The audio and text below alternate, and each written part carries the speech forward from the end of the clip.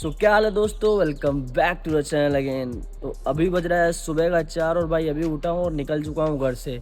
बहुत तेज़ भूख लग रही है भाई, क्योंकि रात का 10 बजे का खाना खाया हुआ है और अभी सुबह का 4 बज रहा है। अप्रॉक्स 6 साढ़े 6 घंटे हो रहे हैं इस टाइम पे।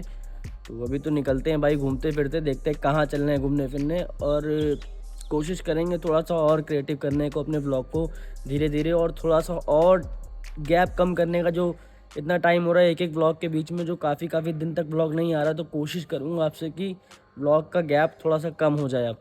तो चलिए निकलते हैं।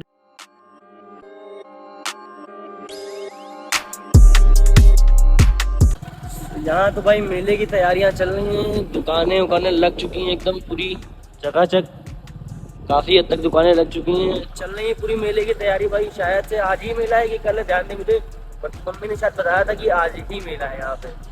तो 3 दिन तो पहले मेला ही चलेगा। अभी रास्ते ऐसे दिन में बंद रहेंगे, ट्रैफिक काफ़ी हद तक बढ़ जाता है भाई, क्योंकि मेले का चक्कर तो सारे रास्ते भी बंद कर दिए जाते हैं, इस वजह से सारा ट्रैफिक बढ़ जाता है। तो अभी तो सुबह का मामला तो खाली है, दोपहर में तो ट्रैफिक बढ़ ही रहेगा, जाहिर सी बात है।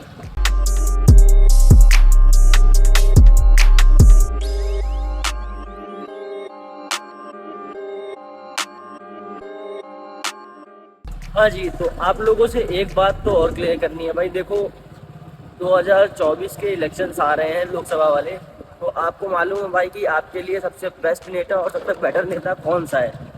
तो जहाँ तक बात है भाई मेरे देश की, तो मैंने, देखो होता क्या है ना, हर एक पार्टी का और हर एक नेता का एक अपना अलग कंट्रीब्यूशन होता है इस देश में। बट एक चीज़ वहाँ पे ये आती है कि आपके काम की गति किस हिसाब से चल रही है।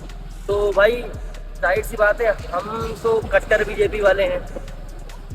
अब लोगों की अपनी अपनी चॉइस होती है भाई, तो लोगों के हिसाब से लोगों की अपनी अलग चॉइस होगी, और हमारे हिसाब से, इस हिसाब से मैंने देखा है। और जितना लोग कहते हैं अंधभक्त वाला हिसाब किताब, भाई तो हमारे साथ वो वाला हिसाब किताब नहीं है भाई। हमने चीज़ों को देखा है और आंखों से देखा है अपनी, कहाँ पे कितना क्या चीज़ें चेंज हो रही हैं, कि कौन सा नेता आपके देश के इकोनॉमी को कहाँ से लेके कहाँ तक जा सकता है। तो जितना मैंने इधर 10 सालों में देखा है, वो शायद उधर मैंने नहीं देखा भाई। काम की स्पीड जो है बहुत हद तक बढ़ी है वहाँ।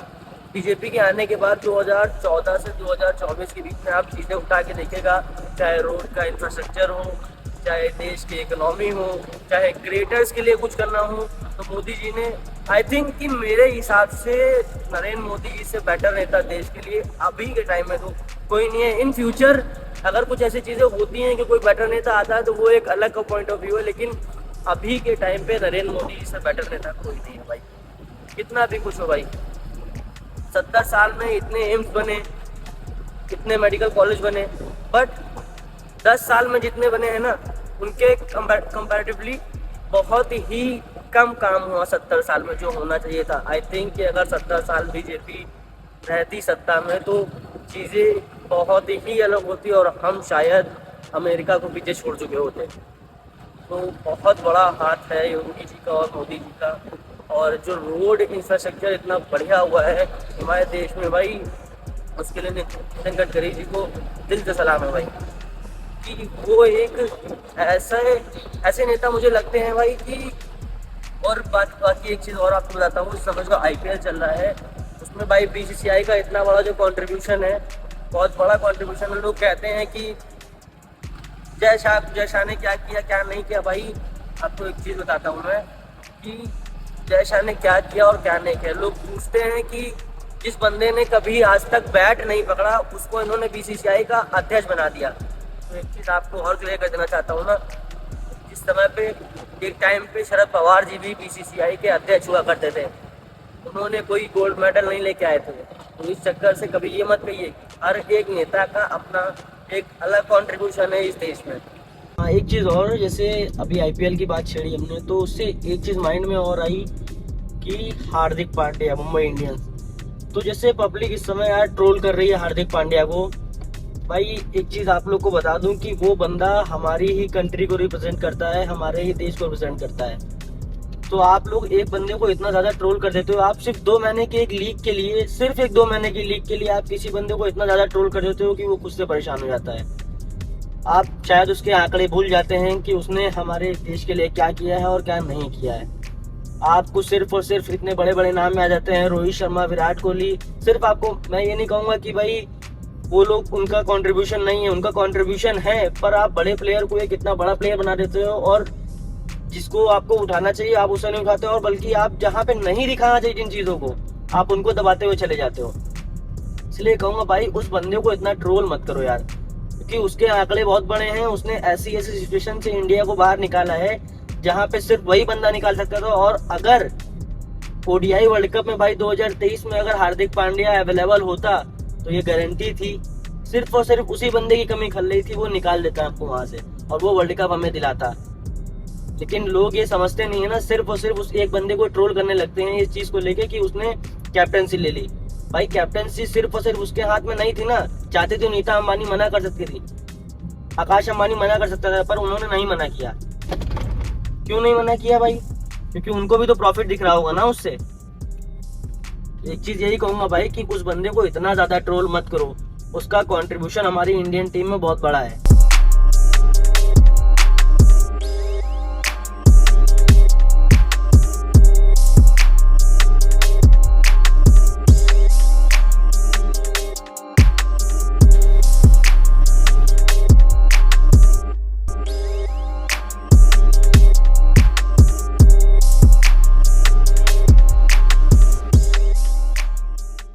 तो घर तो पहुंच चुके हैं, अब चलो निपटाते हैं कुछ हेल्दी सा ब्रेकफास्ट।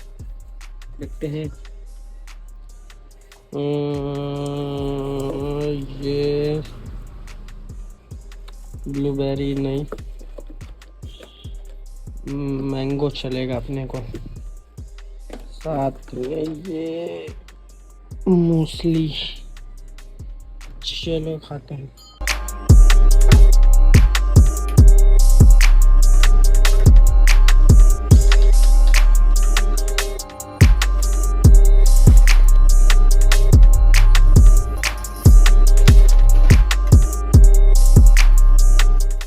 तो ये मेरा हेल्दी और हाई प्रोटीन मील बन के तैयार है, देख सकते हो आप लोग। और मैं कोई अंग्रेज का बहुत बड़ा चौधा नहीं हूँ कि मैं वीडियो बनाने के लिए एक कांच की कटोरी लूँ, उसको बहुत प्यार से सजाऊँ, फिर उसमें आराम से डालूँ, ये सब नहीं होता भाई। सुहा करके हम गए थे सो, और मुश्किल से अप्रॉक्स आधा घंटा या 20 मिनट में सोया हूँ। अभी उठा हूँ, फिर निकलना है भाई। अभी वॉशिंग मशीन बुक करानी है, उसके बाद आके जिम में जाना है। तो चलिए सबसे पहले वॉशिंग मशीन बुक करा के आते हैं, तो शायद कल तक आ भी जाएगी।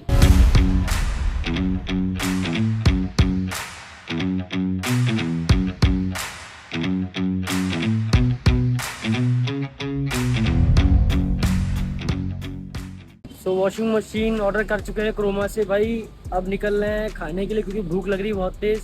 तो अभी आए हैं हम मैकडोनाल्ड, कुछ खाते हैं भाई। थोड़ा सा बहुत तेज़ भूख लगी हुई है, क्योंकि सुबह का वही योगर्ट और मूसली खाए हुए हैं। उसके बाद सो गए थे, थोड़ा नींद आ रही थी, तो उसके बाद रुक के तुरंत चले आए यहाँ पे सीधे से। तो चलिए अभी निकलते हैं, कुछ खाते हैं, भूख लग रही बहुत तेज़।